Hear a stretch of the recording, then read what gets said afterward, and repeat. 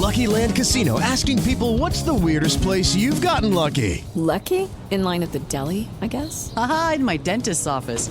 More than once, actually. Do I have to say? Yes, you do. In the car before my kids' PTA meeting. Really? Yes. Excuse me, what's the weirdest place you've gotten lucky? I never win and tell. Well, there you have it. You can get lucky anywhere, playing at LuckyLandSlots.com. Play for free right now. Are you feeling lucky? No purchase necessary. Void where prohibited by law. 18 plus. Terms and conditions apply. See website for details.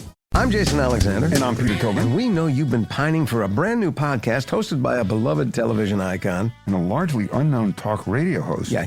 I wrote that. Pine no more, because we're the hosts of Really No Really, the funny, informative show that seeks the answers to things that make us say, No, really? You'll laugh, you'll learn. And we'll get paid. That's Really No Really with Jason Alexander and Peter Tilden on the iHeartRadio app, on Apple Podcasts, or where you get your podcasts. And anybody who uses the word pining, let me know, because I don't think anybody's used that since the Middle Ages. Very common word. Alphabet Boys is a new podcast series that goes inside undercover investigations. In the first season, we're diving into an FBI investigation of the 2020 protests. It involves a cigar-smoking mystery man who drives a silver hearse. And inside this hearse was like a lot of guns. But are federal agents catching bad guys or creating them? He was just waiting for me to set the date, the time, and then for sure he was trying to get it to happen. Listen to Alphabet Boys on the iHeartRadio app, Apple Podcasts, or wherever you get your podcasts. This is the Jabberjaw Podcast Network. It's the holiday season, and there's no better gift than Sock Club. It is the perfect gift experience. It's quality American-made socks that are sent straight to your loved one's door, and it features different designs and a personal note every month. This is the gift that keeps on giving all year long. I've received some of these socks. I've never been a sock dude, and I am totally bowled over by how awesome this gift is. You can get it for your dad, get it for your brother, get it for your sister, your mother, whoever it is that you're like, I don't know what to get them. This gift is rad. So please go to sockclub.com and get 15% off using the discount code WORDS, WORDS, at checkout. Give Sock Club this holiday season. It's a no-brainer. Now on with the show. Hello, everybody, and welcome to another episode of 100 Words or Less, the podcast. Thank you for joining us. And if you are joining us for the very first time, which I have a feeling that many of you are because this is quite a popular guest that is on the show. So what we do here is we talk to people who are involved in independent music, whether it's like playing in a band, running a record label, working behind the scenes, or have been profoundly influenced by the DIY, punk, hardcore, indie rock scene, whatever you like to call it. So that's what we do here. So if you are a first-time listener, I encourage you to dive back in the archives and listen to, any of the 200 some odd episodes that exist out there. So thank you for joining us. And if you have been along for this ride for a long time, Thanks for coming back week to week because, I love you for that. I mean, I love the new people as well, but you know what I'm saying. Anyways, the guest this week is Mr. Andy Hurley, the drummer for Fall Out Boy, the drummer for Sect, basically a guy that has been involved in independent music for a very, very, very, very long time. And, is a full-time musician, is in a arguably one of the biggest rock bands that are around currently. I don't know. It's weird when I talk in those terms because while we're obviously all in this weird independent music world together, when someone kind of breaks through that scene and plays to people who like music but aren't steeped in it like maybe you or I are, it's weird to talk about things in terms of biggest rock band just because that was never the intention for a lot of these things when they start. So, but Andy, I've known for a long time, has always been just the coolest guy and basically the same person that I've known for years and years and years, regardless of how successful he is from the sort of band music perspective. He's basically just the nerdy, vegan, straight edge, hardcore kid that I have known, and he continues to be that same person no matter what is swirling around him. So we actually talk a lot about that, but I must tell you about this incredible service that I discovered, I got keyed into because the founder of it reached out to me. We started conversing over email. And so here, I got to tell you about it because I believe wholeheartedly in what this dude is doing. So visit tableturned.com. That's table as in like a tabletop -turned.com. It basically, if you like vinyl records and you like independent music, this is an absolute no-brainer. So what it does, it's a subscription service. You get a record a month for an entire year. It's basically $14 a month. And you will get a record based off of a certain genre of music that you like. So say you are into emo, and we're not talking about like the, Fall Out Boy emo. I just do that as a joke, but we're not talking about the, the emo at the sort of early 2000s onset, but this is, your quote unquote traditional definition of emo that my good friend Tom Mullen of Washed Up Emo would agree with. So if you're a fan of that genre of music, you can get a record delivered to you for an entire year. And it is basically, it's like your best friend sending you a record that like, hey, check this out. You probably will like it. And it's really, really fun. He sent me a couple of records of what he is going to be sending out to you fine people. And let me tell you, it's the real deal. So basically, it's, from labels like Top Shelf Records, Tiny Engines, Broken World, Bad Timing Records, No Sleep Records, Take This to Heart Records. So you're not signing up for one thing and then getting some horrible record from some horrible band. You're going to be getting high quality stuff that will basically dictate your tastes moving forward in a positive way, not in like a you must like this, but you get it. So if you love vinyl, please visit table-turned.com and check it out because they have some really, really cool things going on over there. So do it. And I'm really tired. I'm in Houston, Texas right now. I'm in a hotel room, and it just goes to show how pseudo-professional this thing is. Well, actually, no, I've never really made it professional. I don't know. But I'm just, I'm running ragged. My life is really stressful right now, but I feel such a compulsion to keep talking to you people and keep, when I say you people, I mean the audience at large, because it, it gives me meaning. It gives me purpose. It gives me the idea that I'm building something. I'm putting something of value out in the world. Whether or not you like it or hate it, that's your ultimate choice. But the people that continue to listen to this show and email me, I'm doing it for you. That's essentially, I'm selfishly doing it for myself from a ego perspective where it's, building me up and I'm getting to meet new people and have these awesome conversations. But in short, I just want to thank you for showing the amount of support you have for me recently and the show in particular because, it keeps me distracted from a lot of the other stuff that I'm dealing with currently. So here is my discussion with Andy Hurley, and I will talk to you after the episode is all wrapped up.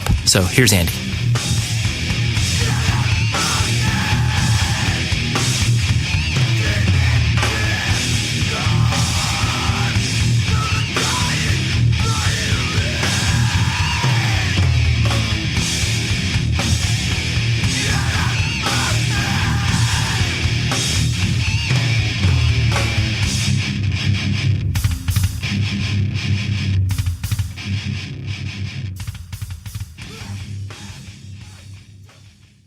You've been one of those people that's always kind of, floated around in my life, whether that was like, obviously the times you would come to Southern California and play like, Coos Cafe and Chain with, Kill the Slave Master, RaceTraitor, that sort of stuff. And then this was so random, but it was like when Fall Out Boy was touring, I mean, you guys were obviously just, doing all ages shows in a van. Like my old band Taken randomly ran into you guys at some gas station.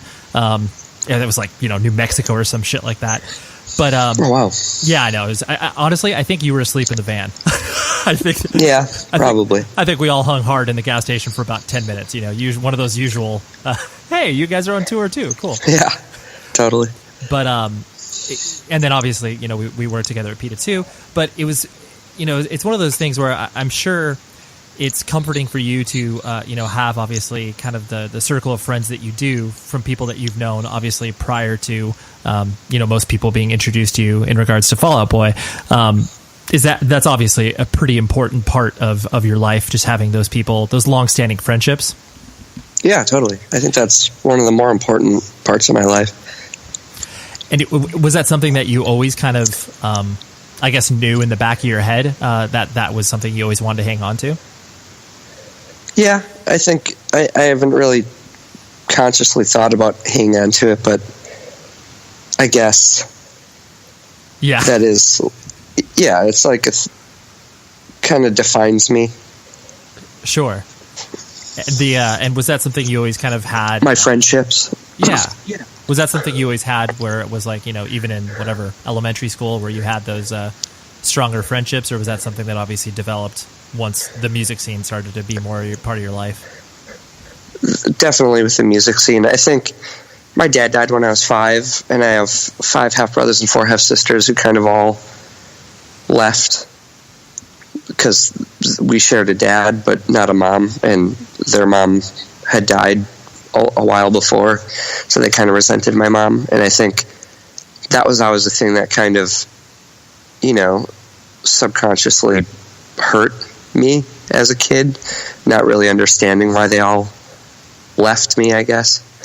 Not that it was personal, but as a kid I don't understand that. So I think like friendships like the ones I've made in hardcore and punk rock where it's like you don't have to be blood to be family, have always been this really important thing to me because of that.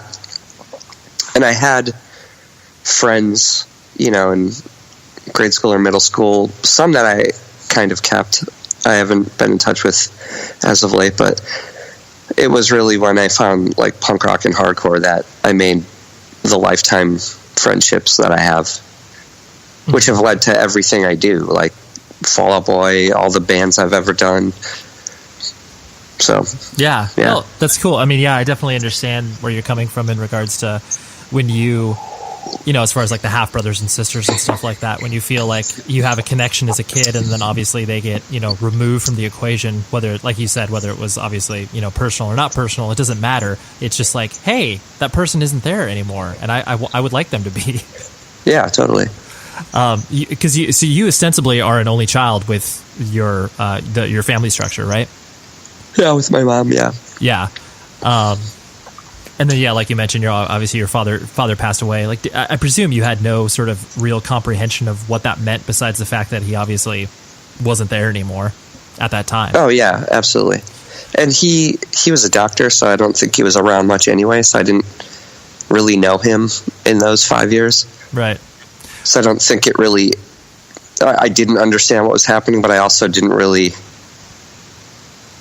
It didn't affect me a lot because I didn't know him too much anyway. Right. It was probably one of those things too where like it probably obviously it affected you more the way that people reacted to you when you told them that, as opposed to the actual loss. And so then what sort of medicine did he practice? I can't remember. I think he was a heart doctor or something. Got it. I never remember this. Oh, no, I'm sure. Well, I mean, it's one of those things like even if your parents obviously live a long time and you're able to kind of know what they do professionally, you still are just like, I don't know, he does like stuff. Oh, totally. Yeah. Right. You're like, I've been in relationships for 5 years, where like my partner at the time would be in college and I would still not know what for. Right. I'd be like, I think it's like sociology or something, and it would be psychology. Right. I forget things like that. Well, I don't know. Well, probably just because it's not like, it's important, obviously, but at the same time, like the details behind it aren't like incredibly important, where it's like, oh, I don't need to know like all of this because it's important to them and I love them, but yeah, totally. And so you obviously, it's been well documented in regards to your love for Wisconsin and obviously the connections that you have there.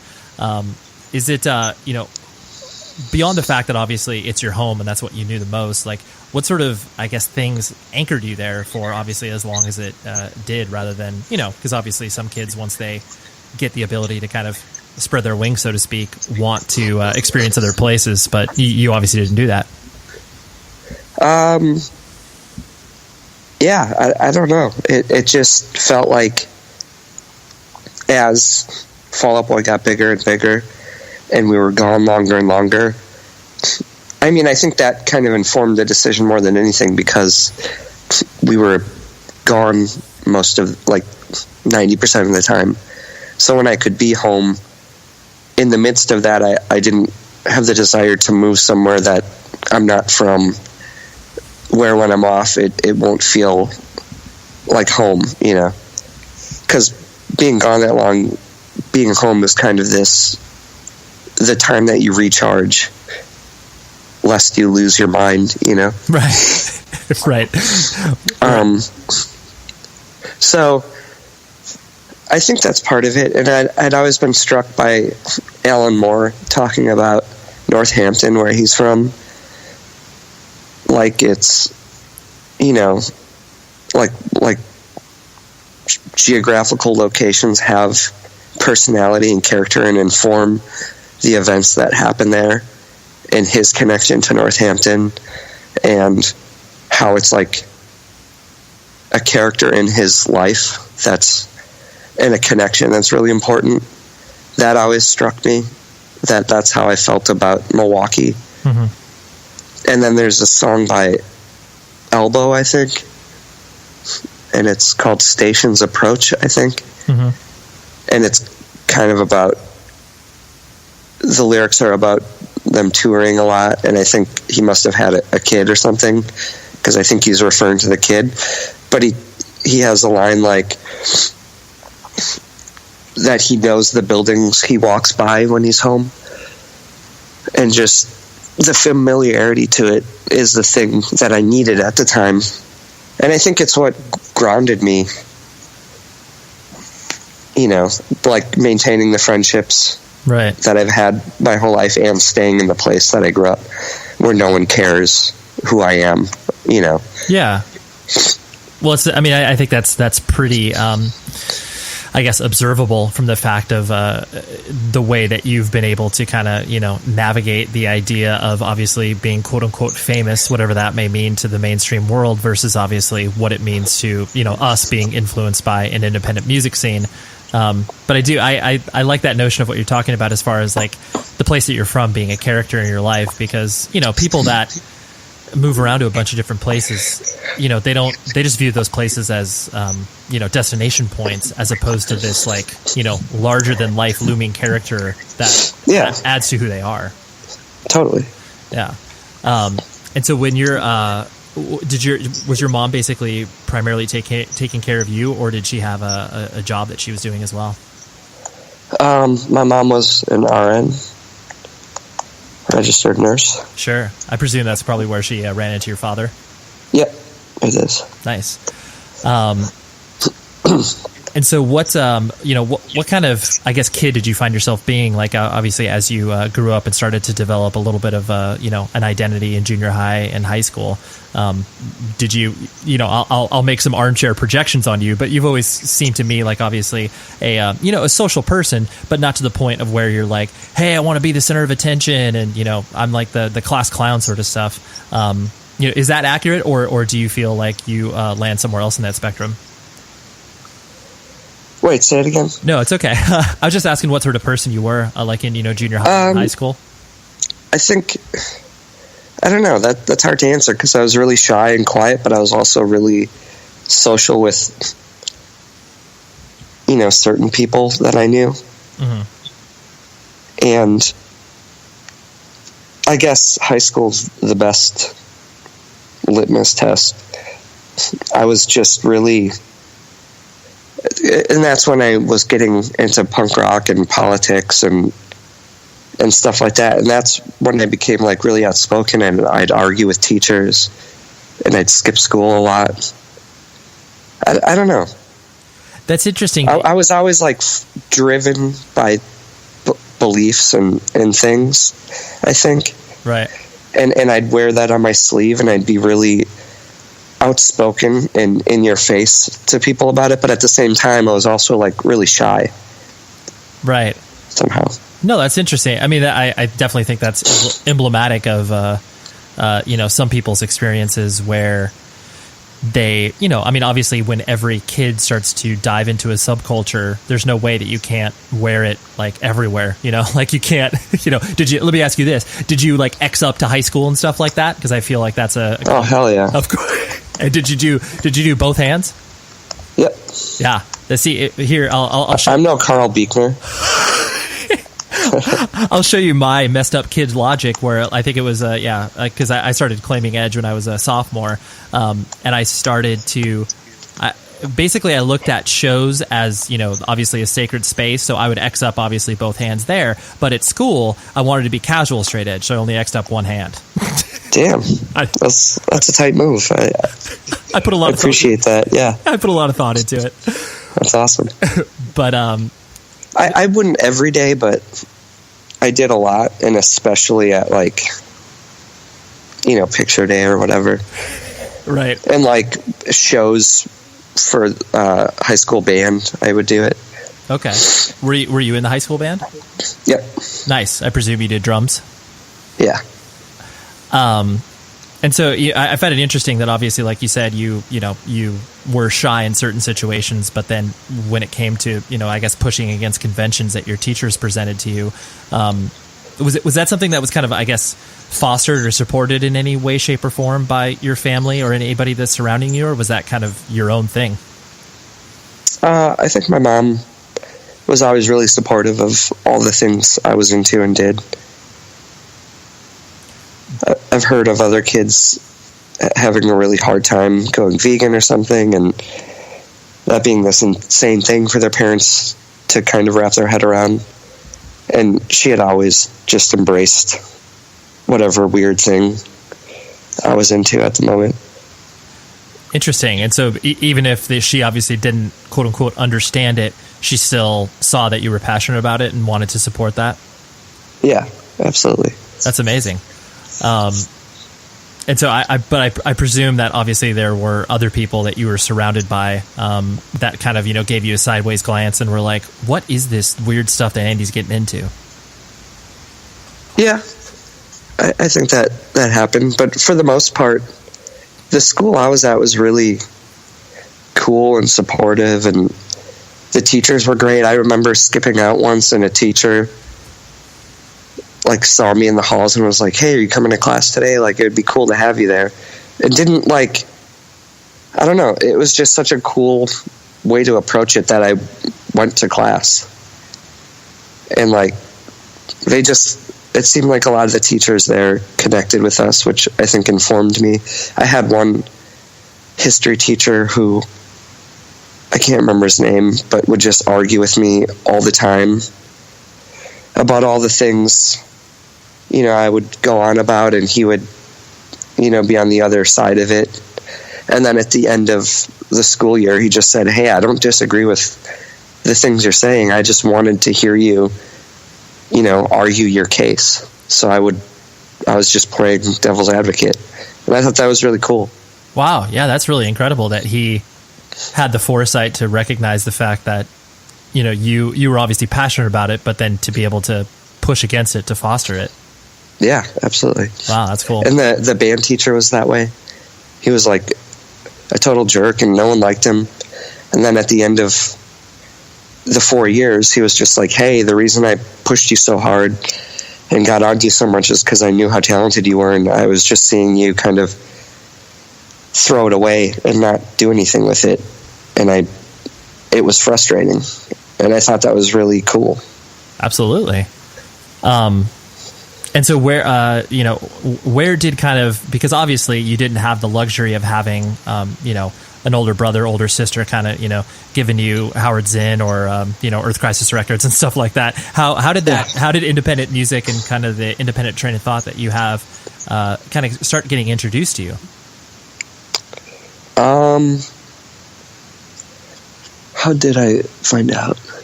I guess, I grew up listening to, thrash metal was my first love, and I got Ride the Lightning on vinyl when I was a kid, and I went record shopping with my youngest of the older sisters, or older sibling, Maggie. And this must have been in 85 or 86. I guess 85, because it was Ride the Lightning came out around then, but it was on vinyl, and I got that and Van Halen, and that was it for me. And then I think as I would get into anything, so I liked New Kids because it was on the radio, and I liked, like R&B, dance music stuff that was on the radio at the time, and I got into hip-hop somehow.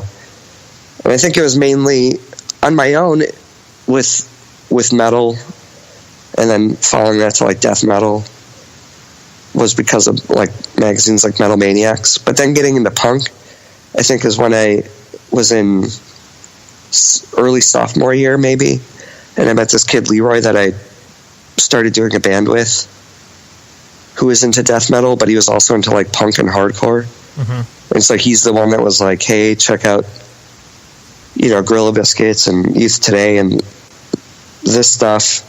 And then, when Victory was getting big, was like, check this out. Right.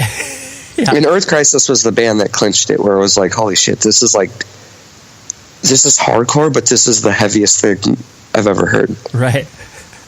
I love those because, obviously everybody kind of has that, person to bounce ideas off of and start to collaborate with. I just always love it how, I presume that obviously you showed him records that he obviously hadn't heard of before, and, that sort of synergy starts to happen. And it's so exciting when you trip across it.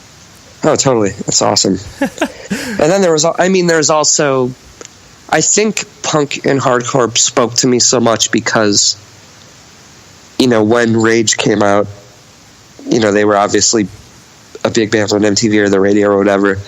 And so I got into them. And then when Evil Empire came out, I was already kind of into the message. And that's the record that had the picture of all the books. So I like tracked down every book in that picture. And that's kind of what clinched being into, political issues or whatever. Yeah. Yeah, I really identify with that because Rage was the same band for me, where it was like the first time I recognized the fact that it was like, oh, like not everything is okay. Like there's a different point of view that people have because they're not, white suburb kids or whatever. Yeah. So then I got into like punk and Epitaph stuff and Bad Religion and Rancid and then Propagandhi. And then that like was, another band that changed my life, especially with Less Talk More Rock. And then obviously Earth Crisis was, I think, the bow to tie it all together. Right. Where it was like this band talking about all of those things and then also talking about, being drug-free and being vegan. And in such a cool, sonically cool, like heavy way and such a militant way, like as a kid, that was just it. I was like, I needed the militancy to make it, this war that I felt was God.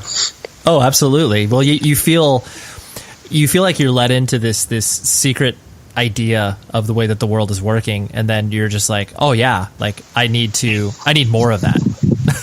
Yeah, absolutely. Leftovers or the DMV number 97 or house cleaning or Chumba Casino always brings the fun. Play over 100 different games online for free from anywhere. You could redeem some serious prizes. ChumbaCasino.com. Live the Chumba life. No purchase necessary. Void where prohibited by law. 18+ terms and conditions apply. See website for details. It's 1967, the Cold War, and Joseph Stalin's daughter, Svetlana, the Princess of the Kremlin, has just fled Mother Russia. Her new home? A place where the roads are paved with gold and people bake apple pies out of baseballs and freedom. A place called America. Hello to everybody. I am very happy to be here. That story alone would be worthy of a podcast. But this one, Svetlana, is about what comes next and it's the craziest story I've ever heard. It has KGB agents, mystics, and a Frank Lloyd Wright commune, destiny, immortality, and unbreakable cycles, weird sex stuff, weird money stuff, weird dances, 3 Olgas, 2 Svetlanas, and 1 neurotic gay playwright who won't shut up about it all. Guess which one I am? Listen to Svetlana on the iHeartRadio app, Apple Podcasts, or wherever you get your podcasts. This is what it sounds like inside the boxcar. I'm journalist Danelle Morton. In my podcast, City of the Rails, I plunge into the dark world of America's railroads, searching for my daughter Ruby, who ran off to hop trains. I'm just stuck on this train. God knows where I'm going to end up. And I jump. Following my daughter, I found a secret city of unforgettable characters living outside society, off the grid and on the edge. I was in love with the lifestyle and the freedom, this community. No one understands who we truly are. The rails made me question everything I knew about motherhood, history, and that thing we call the American dream. It's the last vestige of American freedom. Everything about it is extreme. You're either going to die, or you could have this incredible rebirth and really understand who you are. Come with me to find out what waits for us in the City of the Rails. Listen to City of the Rails on the iHeartRadio app, Apple Podcasts, or wherever you get your podcasts. Or cityoftherails.com. I'm ecstatic to tell you about this sponsor, and that is Berklee College of Music. So most of you are probably aware of this amazing school that's located in Boston. Basically, it's the creme de la creme of anybody who's looking to get into the music business, whether it's from a performing standpoint or whether it's the music business side of things. So they are offering online schooling. So for touring musicians, completing a program at a traditional brick and mortar campus can be next to impossible. So what Berklee Online Education offers is musicians the freedom to study from the road. So whether you're a musician, a producer, a songwriter, or an industry professional, Berklee Online has the program that is right for you. They offer courses and programs for all skill levels from beginner to advanced. Courses and certificate programs are open enrollment, so there's no admission or application process. The classrooms are highly interactive, and the classes are capped at 20 students, so you'll always be able to speak directly with your instructor and get personalized feedback on all assignments. And its fully accredited online bachelor program is unbelievable. Some of the majors that they offer are music production, music business, guitar, songwriting, and more. And the cost, you're like, what is this? This is probably going to be hundreds of thousands of dollars. It is 64% less than the tuition at the Boston campus. So trust me, Berklee College is incredible. And the fact they're offering this up now online is unbelievable. If I didn't already have my degree, I would be signing up for this immediately.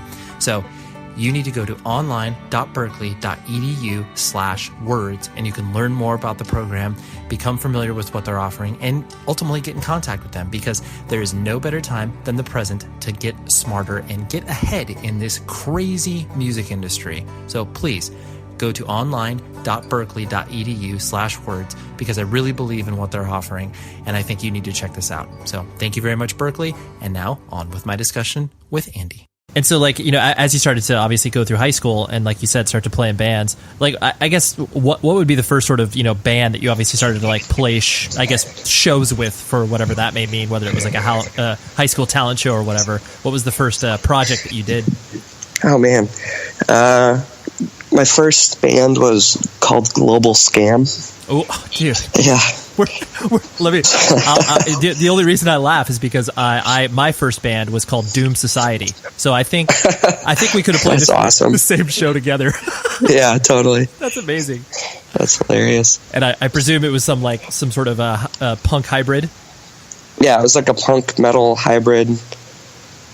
I can't even fathom what it must have sounded like at this point. I know we recorded with this dude, but I don't know where that recording would be. Oh man, yeah. That's the sort of stuff that you wish you could revisit, just to be like, what were we going for? Yeah, totally.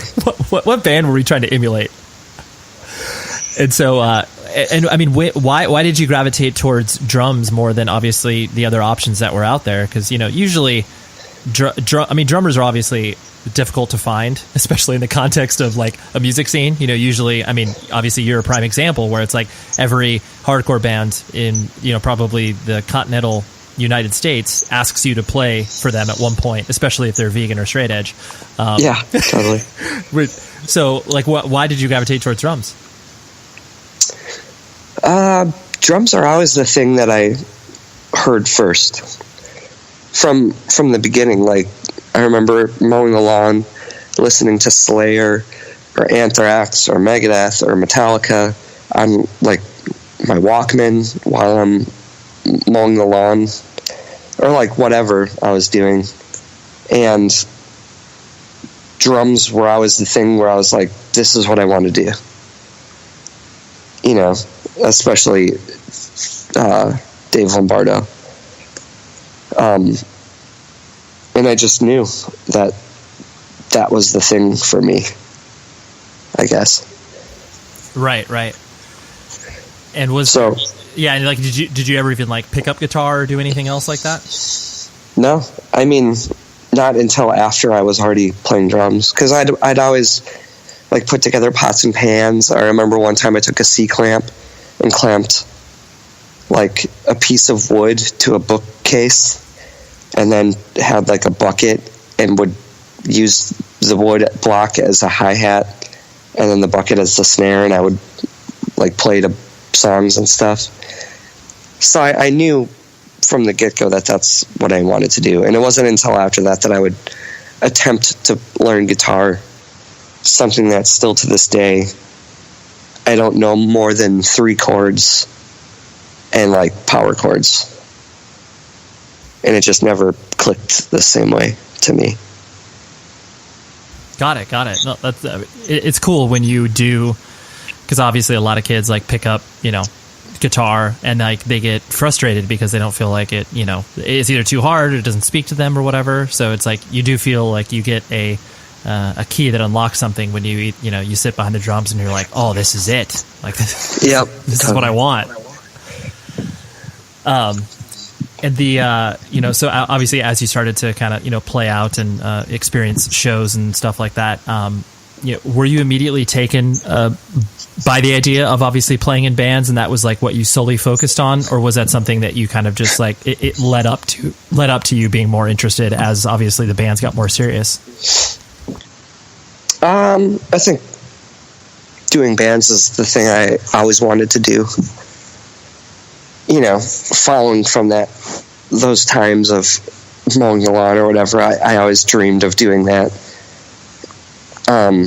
In whatever way, I didn't care, but I just wanted to do that more than I wanted to do anything else. And so I guess sophomore year is when I started doing bands, and from then, you know, I haven't stopped since. And I think, you know, being in high school band or whatever was just, you know, playing drums where I could until I could like find a real band to like hopefully tour with and stuff, which is when, you know, I joined RaceTraitor like at the end of, I guess, the middle of high school, because I was 16. And then Kill a Slave Master, and we do tours whenever we could. Right. And so then, I mean, there was no real, I guess, learning curve for you getting used to tour. You basically were just like, oh, this is unbelievable, and I can't believe we get to do this. Yeah, totally. It was like the ultimate adventure. Because it would only be like twice a year, maybe, that we go out for a week or 2 weeks or something. And it was just the ultimate adventure and so much fun, and you know, there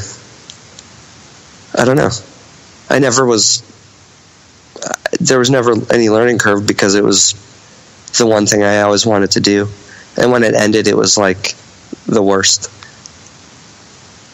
because, you know, it was always the most fun, just like being on tour with friends. Like there was a Kill a Slave Master tour with Since My Man, where we randomly met up with Seven Angels in California, and we didn't know that was going to happen. And there's just so many awesome moments like that, like unexpected moments. Or, not that I was there because I was asleep, apparently, but like where you guys met up with us, or we met up at the gas station, like things like that happen randomly all the time. And it was just, you know, this awesome escape from everyday life, I guess. Yeah. Because you do feel like obviously a member of a secret society when you're like living in this, you know, this weird traveling circus of, you know, you and your best friends, and then the rest of the world kind of, you know, revolves as it normally does, and then you're just in this weird suspended state. But so you never had any other, I guess, aspirations in regards to like, you know, pursuing schooling or going to college or anything like that? It was basically like, oh, I want to kind of figure this band thing out, whatever that may mean. I mean, I did. I had a double major in history and anthropology, and like had, you know, really low level, I guess, goals or dreams of being a teacher. But that was kind of always just like, you know, I'll do this, and I was doing 2 or 3 bands at a time at all times. And I guess the main point was I would never stop pursuing that. Like, not that I was pursuing it to be in a band like Fall Out Boy that became as big as Fall Out Boy was, but, you know, I knew that was the more important thing in my life. Right. You wanted to be creative with drums, whatever that may mean, rather than... Yeah, whatever that may lead to. Right. Well, yeah, especially, too, because, you know, the notion... I mean, even in the, obviously, late 90s, like, there was no roadmap for bands that were playing aggressive music being successful, you know? Like, you could point to bands like... I mean, obviously, you could look at the early 90s and be like, oh, Sick of It All and stuff like that, but then, you know... Yeah. Then you could be like, oh yeah, I think there's Hatebreed and Poison the Well, and then the rest of it kind of fell into the, well, you know, there's no, like, yeah, I guess you make a little money off tour, but it's not like you could make a living off that. Yeah, true. And so then obviously as you started to, you know, kind of, how many years of college did you actually complete, or were you just kind of like going at, you know, in between tours and stuff like that? I think it was 2 years. And I was doing, at that time, I was doing that band, The Kill Pill, with money from RaceTraitor and Kevin, who is in Since My Man and stuff. What else? I can't remember now. Yeah, well, I mean, it's my sick brain is just not working great. No, it's fine. But I mean, you know, I don't blame you, because obviously you always were involved in multiple projects that all kind of, you know, with similar people that all kind of bled into one another. Yeah, totally. So it's like, and what style they were. Oh, Project Rocket, which is the band that did the split with Fall Out Boy. So before I was in that, and then it wasn't until I was asked to fill in for a tour for Fall Out Boy where it became like, all right, we could do this band, because they wanted me to record like on a demo they were doing. I wasn't officially going to be in it, but then when I recorded the demo, it was kind of like, all right, do you want to do the band? Right. So before that, I was just still doing, you know, Weekend Warrior shows and a couple bands and recording when we could. And what sort of jobs were you working at the time? I worked at Marcus Theaters, this movie theater chain. Nice. In the Wisconsin area, in Menominee Falls, where I grew up. I worked there for a while. I worked at UPS with Jesse Smith, if you know who that is. Yes. Of course. That's fine. I didn't drive, which he does. I just sorted or whatever. Right. And then where else did I work? I worked a weird factory job that was like 12-hour days, and it just killed me. UPS was great because it was pretty short. It was like 5-6 hour shift, depending on when you got done sorting. No, that's cool. I think that's it. And then I worked a temp job before that's the last job I worked before I started touring. Right.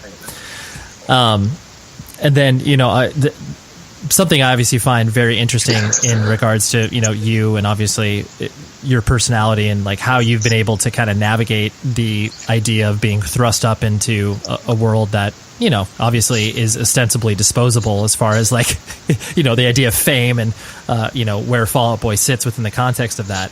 I'm sure there were so many learning curves that you had to kind of go through in order to understand that, okay, like this could go away at any time. Like people really don't give a shit about me or the band. Like, we could be done in a year or whatever. How did you, I'm sure there's specific moments that you kind of remember of like, okay, like I made a mistake with this, or I learned a lot from this certain instance. Walk me through some of those, because I just find it so interesting, the fact that you've been able to, basically remain the same person and not obviously get swallowed up by everything. Do you mean instances of almost being swallowed up?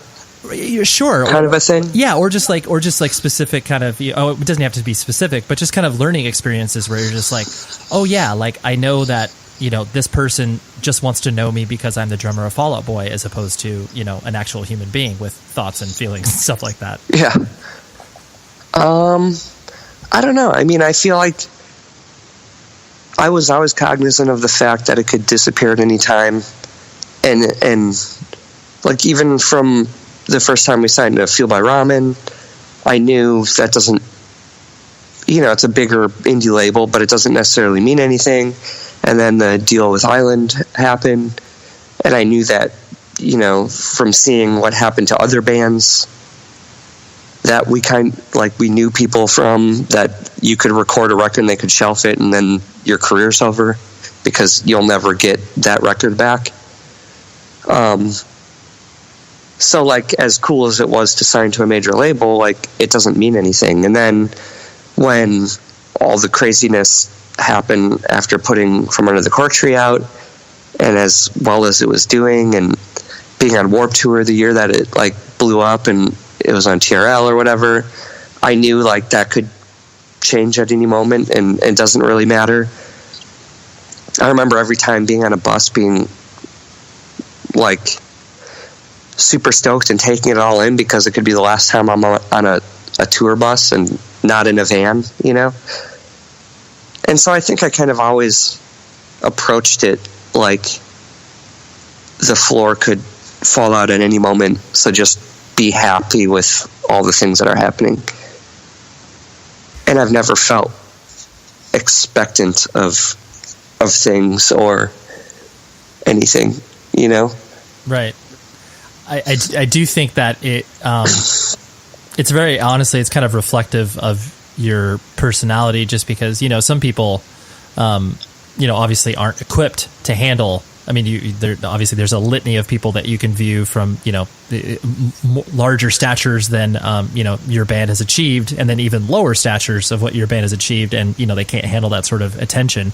How, I guess from the sort of like, more so from the attention perspective, how did you navigate those people that were obviously just like wanting something from you? Oh yeah. Like how did you weed that out, or did you just kind of ignore it for the most part? I just ignored it. And I was never the one, I think, that anyone would come to. I remember doing tours with bands, and at the time, I think most of us were still straight edge, and they'd try to get us to do stuff, and I think it's real obvious that I was the one who was never going to. So I feel like I kind of created a space for myself where people would kind of just leave me alone, and I'm not the one that people would go after if they wanted something. That would mainly be Pete. Right. Which is great. Like I'm not the type of person who knows how to deal with that. But I mean, I've had that happen. I just kind of ignore it, or I've always known when to spot it. I've seen other people in bands who take it too seriously, or who lord it over other people when they don't really have that much to show for it anyway. Or, known the dude in the band who, not in our band, but in a band I've known, who bought a Lamborghini first thing when he got money, and then things stopped happening and had to sell it, obviously losing almost all the money that it cost to buy one. Right. So, I mean, I took notice of all those things, and the first thing I ever did when I got any money was pay off all my debts, so I didn't ever have to worry about that again, and things like that. And people coming, I haven't had people like friends or things in that way coming for handouts or coming to me asking for things. I guess there's weird like family outliers where they've kind of mentioned stuff, and I just, you know, straight up say, you know, that's not happening. Right. But it just hasn't happened a lot. Sure. I haven't experienced it the way, like, you know, it's portrayed. Right. To happen to people. Sure. Well, I think you really hit the nail on the head in regards to you building your own space, you know, like not only I'm sure from a sort of like, people could tell where it's just like, okay, Andy is completely content, you know, hanging out on the bus, reading his book or whatever, you know, doing something that obviously is solitary and away from, you know, whatever the party structure that many bands like to exist in. But then also the fact that, you know, you do have these, you know, counterculture beliefs that obviously a lot of people, you know, wouldn't find any commonalities in. So like you've been able to exist in the world that, that a lot of people are just like, oh yeah, that's Andy and that's him and that's his thing. And so that's where he sits, as opposed to, you know, you obviously trying to like, you know, fit in to conform whatever other people's opinions of you are. Yeah. Yeah, totally. Yeah. I agree with that. That's awesome. And I think that's kind of created a space where it just kind of attracts other people who are in that same boat, who feel that same way. Yeah. More than it's attracted people to come ask for things or put on the front to me expecting something. Right. No, it's important too, because then you're able to, it's kind of like a, you know, you have a pre-screener that goes out there where it's just like, all right, if you really want to talk to me, like there must be a real reason, because like, yeah, totally. You don't just do this randomly being like, oh dude, so you want to go to a steakhouse and party? No, yeah, neither of those things. Yeah. And so then, you know, obviously as you, you know, experience all these, you know, ridiculously crazy things in regards to the experiences that Fall Out Boy has been thrust into, whether it's like, you know, going to the White House and, you know, playing, I think the funniest for me was obviously watching you, you know, play was it the NBA All-Star game? I can't remember, but it was, yeah. Okay. Yep. Where, you know, what are some of the, I guess like maybe, you know, reflecting back like to, you know, earlier when obviously the band was still, you know, the momentum was kind of like, oh wow, like this is a real thing. What are sort of things that you, I guess, you know, replay in your head as far as like, wow, this is like, you know, a really cool thing I never thought I would be able to experience. It doesn't need to be super specific, but just kind of those feelings that it evokes of like, wow, like this is really, you know, impacting people. Yeah, I think there's been a lot of those in my life, and it still happens where I in different ways where I can't really fully comprehend how my life's gotten here. I mean, like you said, playing one of the inaugural balls and meeting the president, and then we played another thing at the White House or near the White House and met the president again. That's pretty weird and surreal.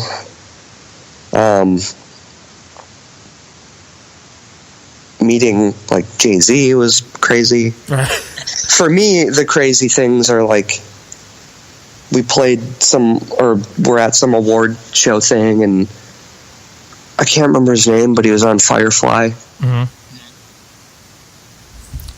Is it Nathan Fillion? Nathan Fillion, yep. Yeah. Meeting him, like nerdy stuff is the thing that I'm always the most stoked about, and kind of like, holy cow, like I remember one award show where all of the Avengers were there, and I was waiting for like my car pickup in a line with all of the Avengers and Vin Diesel and The Rock. That's amazing. And telling The Rock, and meeting Vin Diesel and telling him I love the Fast and Furious movies.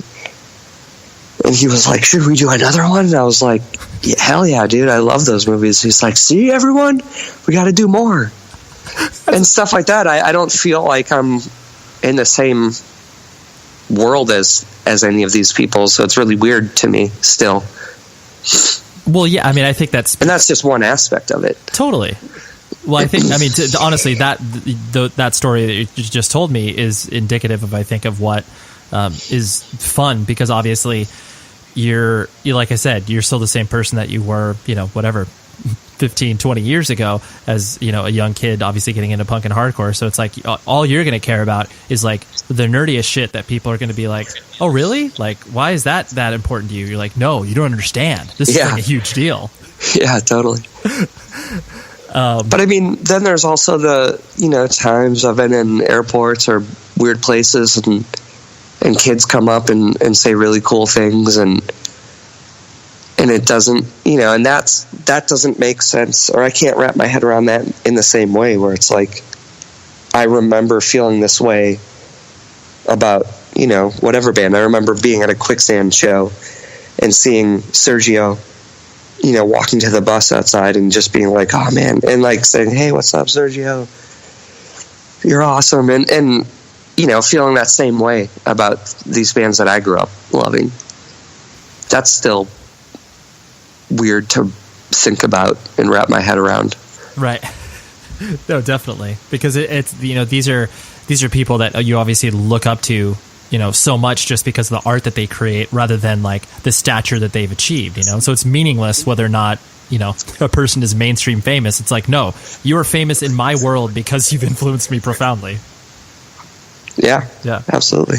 And I think that's almost more important to me, especially the kids who say they've become vegan or straight edge or something because of me, or got into CrossFit, or started into fitness because of something I've said. Mm-hmm. Well, I think that's what's so, I guess, important over the fact that, not only obviously the band because of the fact that you have an audience and people pay attention to you. And I think it's, it's great because obviously there are many instances in which you see the band needs to be kind of uniformly the same person, like there's no there's no personal opinions that can inject anything. It's like, all right, this is what it is. But it's like because you guys have known each other for so long that there's no reason that anybody's opinions need to be muzzled down, So therefore you're able to be who you are out there and influence kids that, might not have ever touched a subculture just because of, who you are as a person.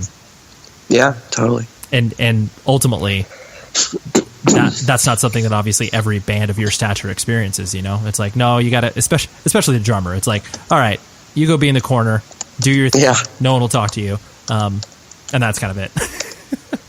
I think that's another reason. Just you saying that, that's another reason I wanted to be a drummer too, because I think it was kind of my own space in the background, and I don't.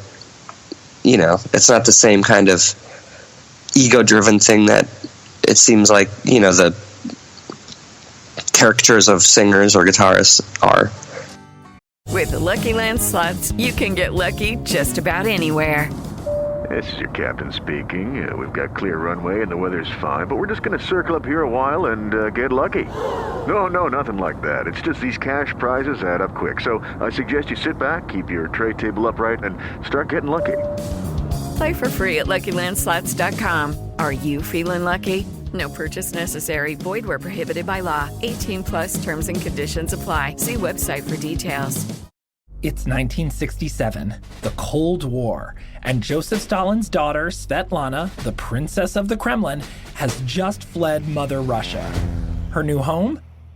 A place where the roads are paved with gold and people bake apple pies out of baseballs and freedom. A place called America. Hello to everybody. I am very happy to be here. That story alone would be worthy of a podcast. But this one, Svetlana, is about what comes next and it's the craziest story I've ever heard. It has KGB agents, mystics, and a Frank Lloyd Wright commune, destiny, immortality, and unbreakable cycles, weird sex stuff, weird money stuff, weird dances, 3 Olgas, 2 Svetlanas, and 1 neurotic gay playwright who won't shut up about it all. Guess which one I am? Listen to Svetlana on the iHeartRadio app, Apple Podcasts, or wherever you get your podcasts. This is what it sounds like inside the boxcar. I'm journalist Danelle Morton. In my podcast, City of the Rails, I plunge into the dark world of America's railroads, searching for my daughter Ruby, who ran off to hop trains. I'm just stuck on this train. God knows where I'm going to end up. And I jump.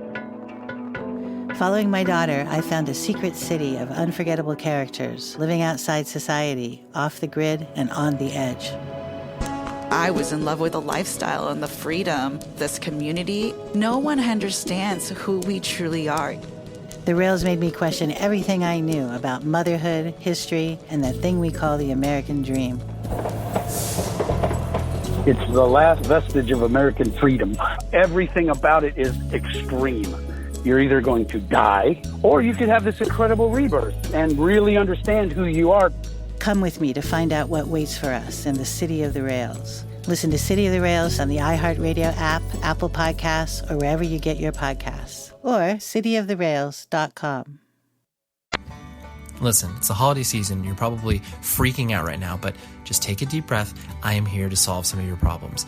There's an amazing company called Soothe, and what they do is they help you find time to relax by letting you schedule a massage that comes straight to your door. Whether you're at work, at home, traveling, Soothe delivers a massage to your door in as little as an hour. So when it's time for your massage, a licensed therapist will arrive with all of the essentials for a quality spa experience, including a table, fresh linens, music, oils, and lotions.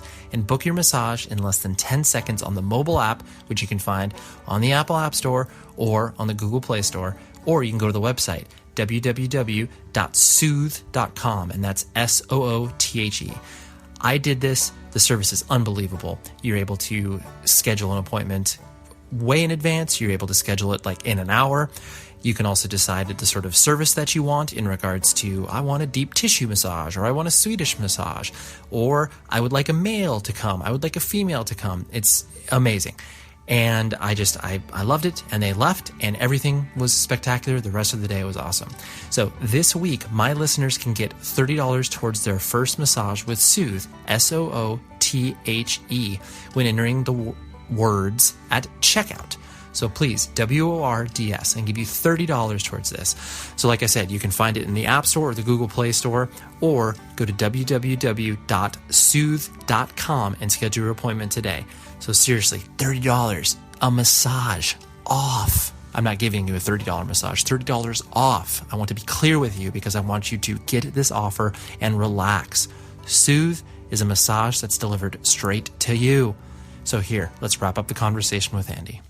I don't walk into these interviews with a, just a blank slate, and I don't have any questions prepared. But, so of course, looking at people's Wikipedia pages always brings me large senses of enjoyment, just because usually there's always 3 or 4 things in there that I'm like, what the fuck are they talking about? Yeah. But one that I have to bring up to you because, I found, because it literally was just a sentence in there, is that he was suicidal when Fall Out Boy was on hiatus.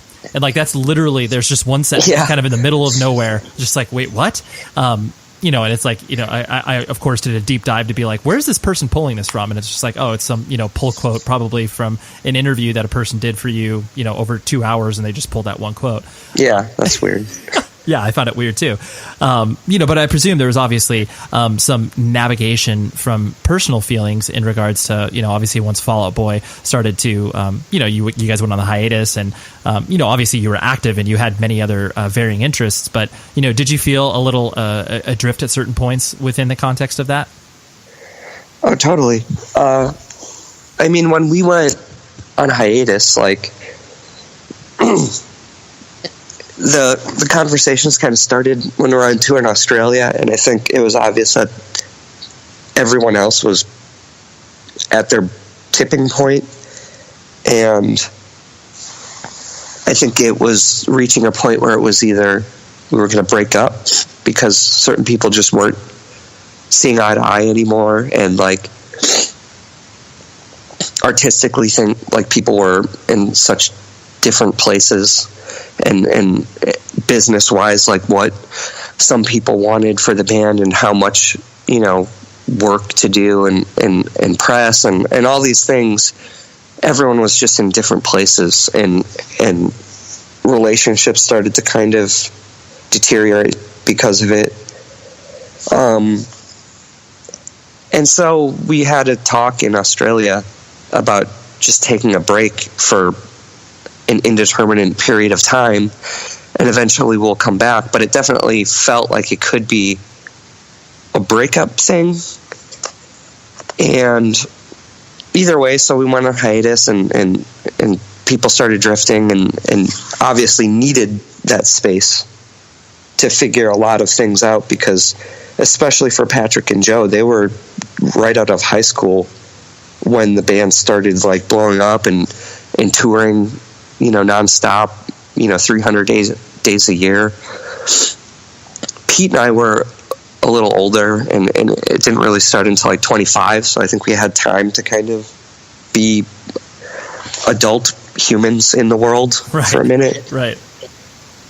So, you know, understandably so, that everyone needed time to kind of parse what's happened in our lives.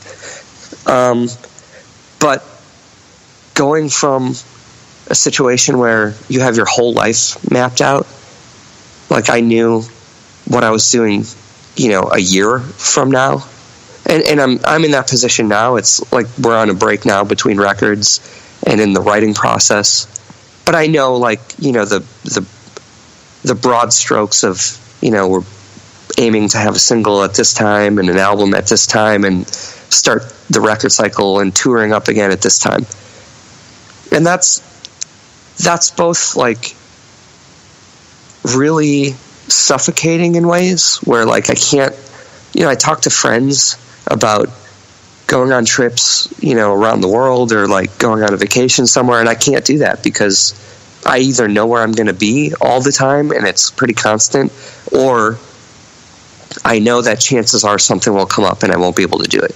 And I can ask for time off, but oftentimes something huge will come up and it's like, I can't not do that, you know? Right.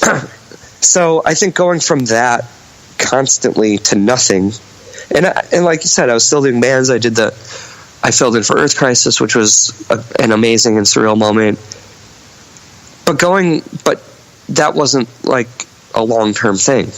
I just went from knowing my whole life for years at a time to, you know, essentially feeling like I had nothing in the future. And I think it's obviously vastly different, and I'm not, you know, saying it's the same thing, but I feel like it's similar to being institutionalized by war or something, like going off and then coming back and you don't really know how to reacquaint yourself with, you know, civilian life. It's similar in that, like, I'm never home, and I guess it's similar in a lot of ways because I have someone making all my decisions for me in terms of where I'll be and where I'm staying, and, you know, all of those things. And then I come home and it's all on me to figure out what to do. Yeah, I really appreciate you sharing that, because that definitely is a very I've honestly never viewed it from that perspective of the you know, of the idea, like, you know, usually obviously when people remove an artistic project in their life, it's usually the identity that, you know, you're like, oh, well, like, I'm Andy from Fall Out Boy, like, you know, who am I? You know, there's obviously a lot of that at play, but then the notion, like you said, of where it's like you have the next, you know, 18 months planned for you to pull that away, and then all of a sudden just be like, oh, like you said, there's no way that a person can't feel, you know, adrift or kind of like, you know, aimless, because you're just like, oh, I don't know. I haven't had to think about it at all. Totally. It institutionalizes you in a way, if that's the right word. I think it is. Yeah. Well, yeah, because you're part of this, you're part of this structure, and to have the structure removed from you is jarring, and there's no way there's no way that anybody can't, react to it in a way that, is probably, a mixture of depression, anxiety, any of those feelings that probably anybody would feel, like you said, either, removing yourself from war or obviously something more, quote unquote trivial, playing in a band. Yeah, absolutely. So how did you, cope with that? Did you was it one of those things were you trying to, just devote more time to obviously the, CrossFit and the other things that you're interested in, and kind of filling that hole? Or was there other methods that you used to try to, bring yourself out of that driftlessness? Yeah. Well, first off, I was also in the midst of a breakup at the time. And so I think I put more of the focus in the depression being the breakup when it was actually the other thing, the band. And what else happened at that time? That's when Ryan Morgan moved away and, started having kids after living with us for a while, and Stu left to get married. And there were a lot of things like that came at the same time that the band went on break. So it was all these things that defined me and that provided structure and that I was safe in, were gone. So it was starting over in my friendships in a weird way, and bands. So I think that's kind of what I identified it as. It was the breakup when it wasn't. And, in an interview, I did say that I was super depressed and didn't really know how to deal with it, and that was one of the harder breakups I've ever had in my life. But I think the real reason was because I carried that out of that place in my life. So it was kind of, symbolic of these bigger changes. And I think that is when I got into fitness full blast, and I went to Jim Jones in Salt Lake City and started training there, and then which led to getting really into CrossFit. But that's when it started. That's when I had time to pursue that, and then I did as many bands as I could. That's when I was doing the Damn Things, which was awesome in its own awesome experience and adventure. I filled in for Pearl, Scott Ian's wife's band. Oh, that's right. I forgot. Which was awesome. Right. I did a tour with Meatloaf, which was so cool. That's amazing. He would hug me every night. It was great. That's funny that you say that, because he strikes me as obviously the most in tune with his feelings dude, of just oh yeah, I can I'll hug you, and I'm not even gonna question the handshake into a hug. It's I'm just gonna hug you immediately. Yeah, totally. That's so good. Absolutely. Well, and I think that was it. I just kind of transitioned by staying busy and putting my focus and energies and passions into other things. And then it kind of it worked itself out. Eventually the other dudes in the band started talking, and there started being a conversation of, hey, we're writing stuff, and it would just happen organically in a really good way. I really like how you you put that, because basically, even though obviously, we were talking about, it's jarring, it's weird when you get removed from, a scenario that you were in certain respects, it's obviously freeing, because, you were obviously mentioning the fact that, your life is planned 18 months in advance. It does give you the ability where it's just oh wait, I can travel, I can go somewhere and not have to worry about anything beyond, playing a show. I can actually experience more than just the stadium I'm in, Yeah, totally. Right. It was really good, because I did, some hardcore bands in a van, staying at people's houses, staying at weird, crust punk palaces where it's just super dirty and smells like cat piss, and they're smoking weed right next to us. I'm on a couch with the other straight edge dude in this particular band. Right. And there's dudes smoking weed on the next couch over. And it was cool to go back to that and experience that again. And I'm fine with that. I don't need to stay in hotels. I don't need to be on a bus.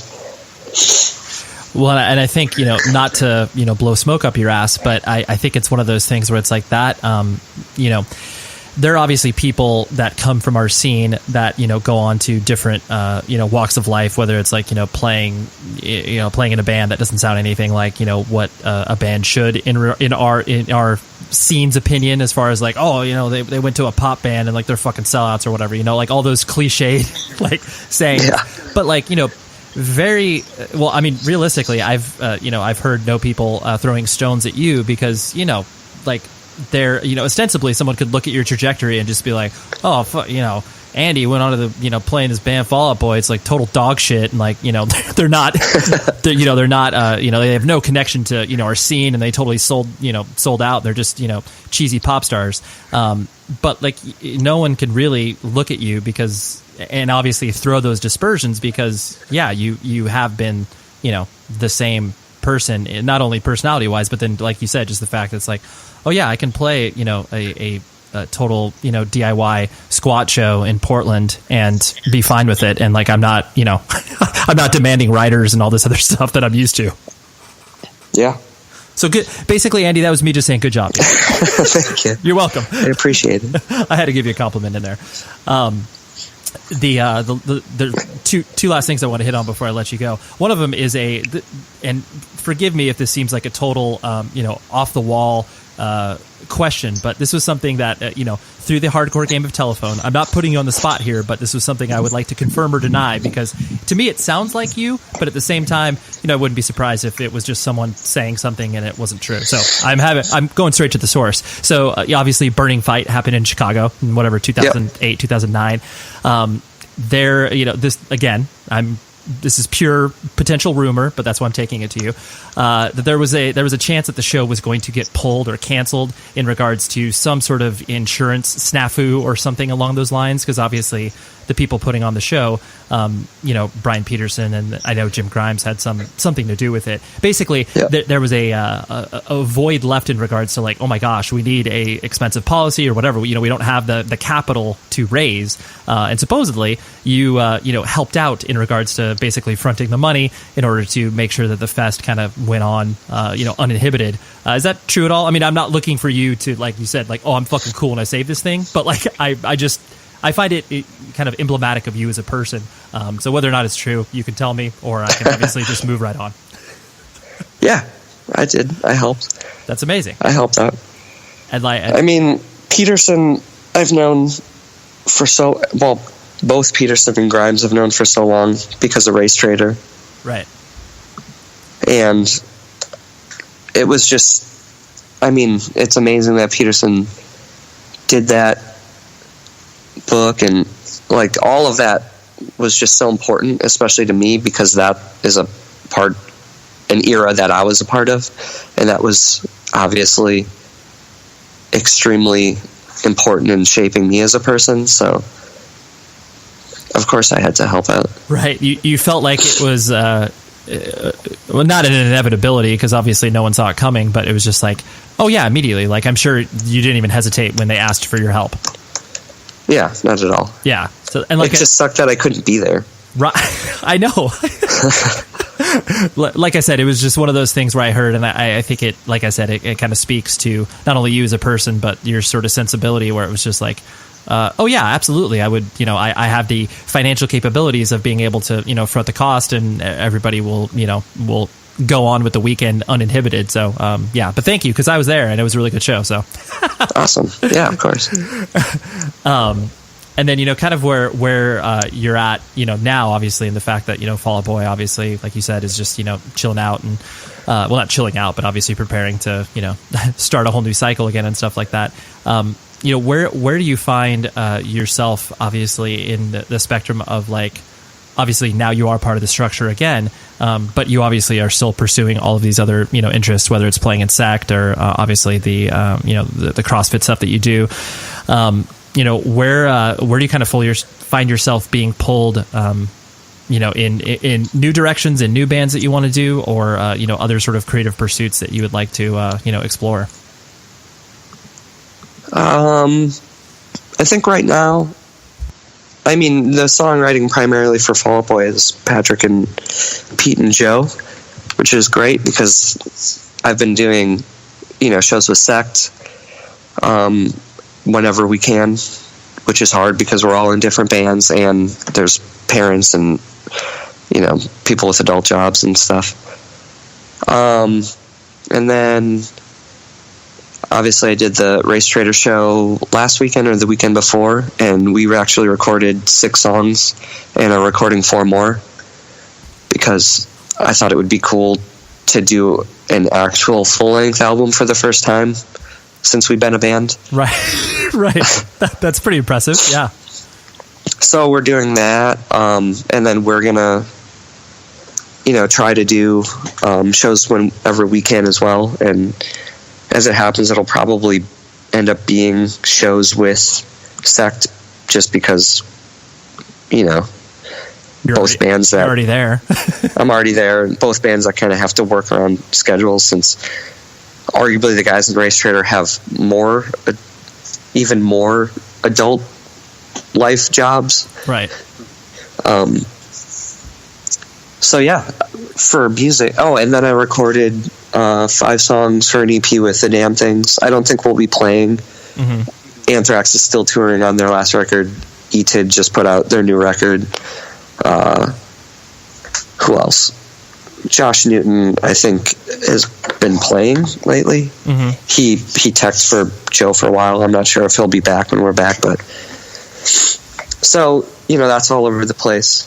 But yeah, still doing bands, especially Sect and RaceTraitor, whatever possible. Right. And probably recording maybe another EP, maybe another full length, depending on what Jimmy and Scott write for Sect.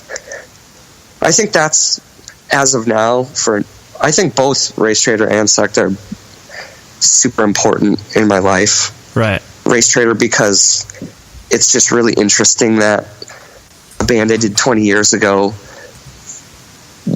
kind of existed then to exist now. Like, they're just so, I'll give it to Money and Dan. They were just so ahead of their time politically, where we're in a space now where I think people finally actually understand what the point was.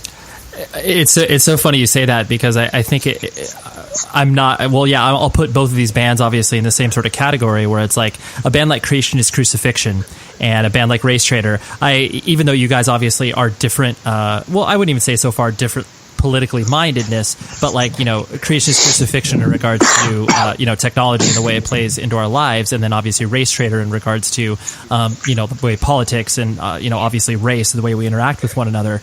Both of your bands existed at a time where people were just like, whoa, holy shit, like, calm down. Yeah. But then, yeah, like you said, fast forward 15 years later, and it's more prescient now, where it's like, oh, like, they were yelling about something that was incredibly important then, and is even more relevant now. Oh, sorry, can you hear me?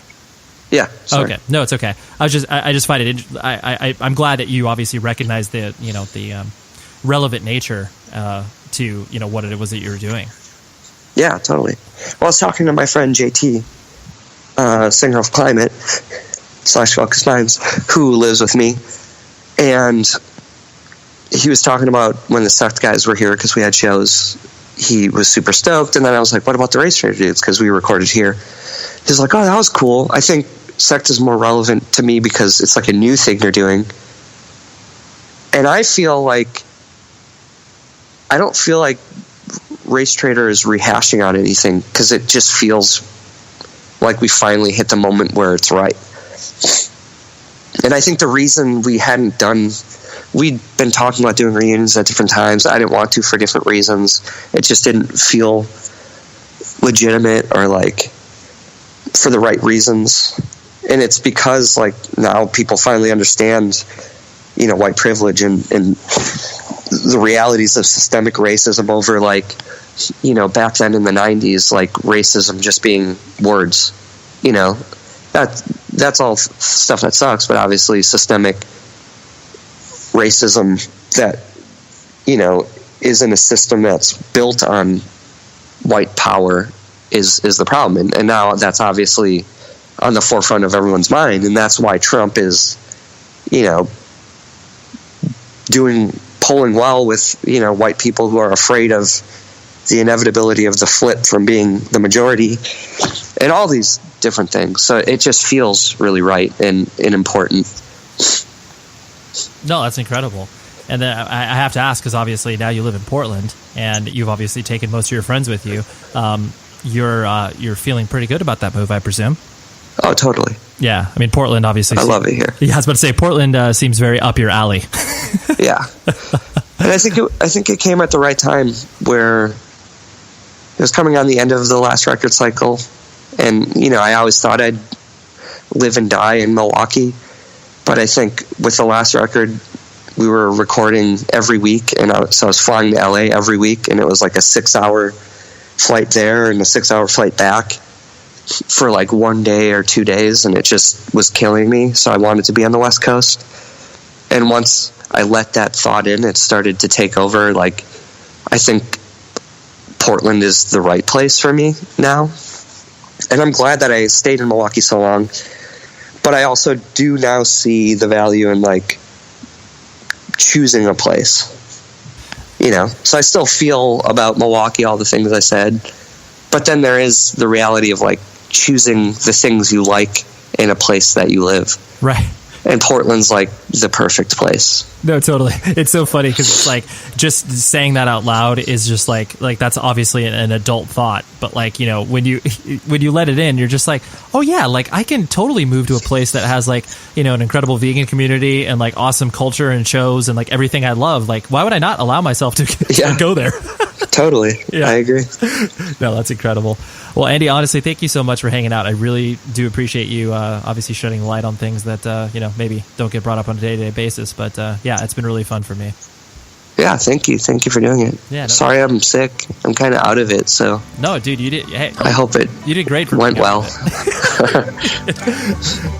So there you have it. There was our discussion with Andy, and yeah, I just I loved it. I especially like to be able to put him on the spot for that question about him helping that Burning Fight hardcore show that happened in 2008.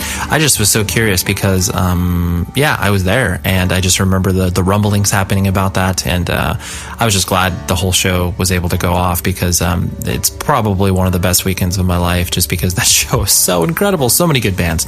But anyways, thank you very much, Andy Hurley, for coming on the show, and thank you to friend of the show and previous guest Matt Mixon for hooking this up. They were roommates together, so I find that quite adorable. And yeah, Matt was able to fast track that because I've wanted Andy on the show for quite some time, had him on my list, but just kept kind of sliding down the list, and I said, no, we need to solve this problem right now. So the music, as always, is provided by Lowercase Noises. Please check him out on Bandcamp, on Facebook, wherever it is you listen to stuff, you can find him there. He creates beautiful, beautiful music that you need to pay attention to. And yeah, email the show, 100wordspodcast@gmail.com. And let's see, should I yeah, of course, I always joke, like, should I tell you next week? Of course I'm going to tell you next week's guest, because yeah, that's what I do on these outros now, and for those of you that listen this far, you should be rewarded. So James McKean, and I think that's his name. I wish I had my notes in front of me, but yes, James McKean is the vocalist for the band Departures, a band that I have become obsessed with over the past couple of years and love their recorded output, and was very excited to have this conversation with him because I just love to expose music to people that might not have heard of stuff. So there you go. Anyways, that's happening next week. And please be safe, everybody, as we come into the holiday season where we're coming in hot and heavy. Hopefully you're doing your shopping and not freaking out. So, like I said, until next week, please be safe, everybody. You've been listening to the Jabberjaw Podcast Network, jabberjawmedia.com. Shh.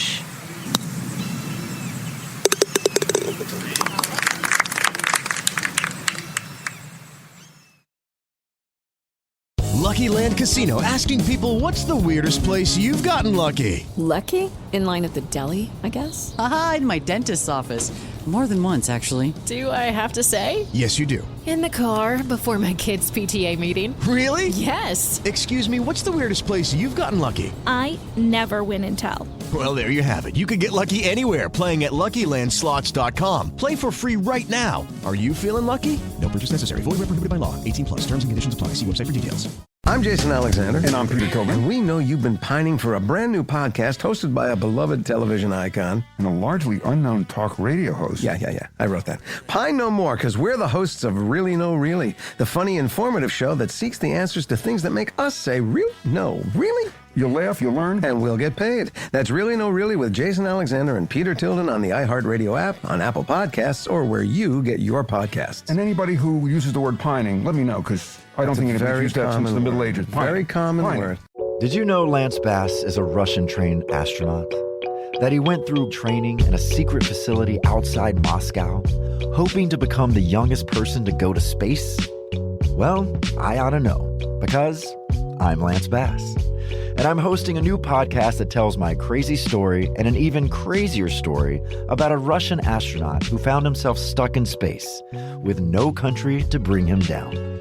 With the Soviet Union collapsing around him, he orbited the Earth for 313 days that changed the world. Listen to The Last Soviet on the iHeartRadio app, Apple Podcasts, or wherever you get your podcasts.